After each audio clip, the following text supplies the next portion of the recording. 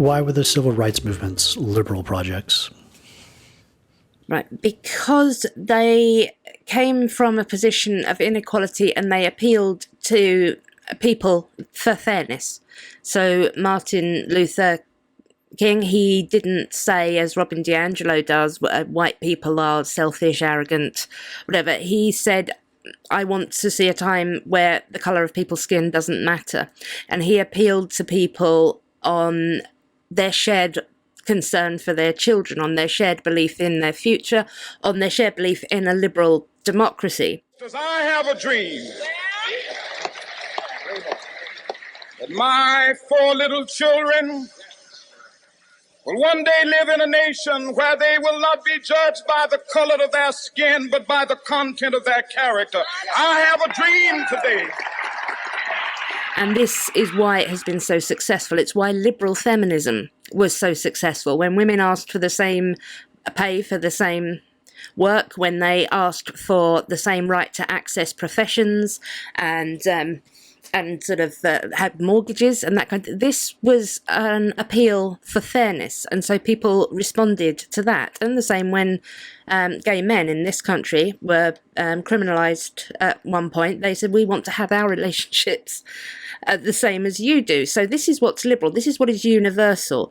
This is, we want to have the same rights as you. Whereas identity politics, although proponents of it would disagree that they're actually asking for any different rights, and they're probably not, but what they are doing is they're taking one group as a monolithic oppressed category and putting it in juxtaposition with a monolithic oppressor category.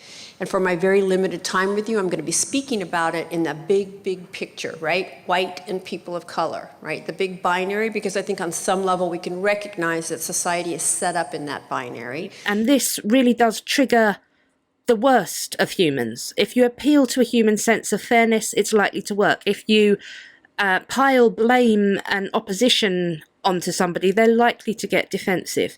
I think Steven Pinker is great with this when he writes about how we've expanded our circle of empathy as the world has got smaller, and we're not just sympathetic to the people in our village anymore, or even in our country. We can see a lot more. We've expanded. We care a lot about a greater range of humans. So if human nature didn't change, what invigorated those better angels? Well, among other things, our circle of empathy expanded.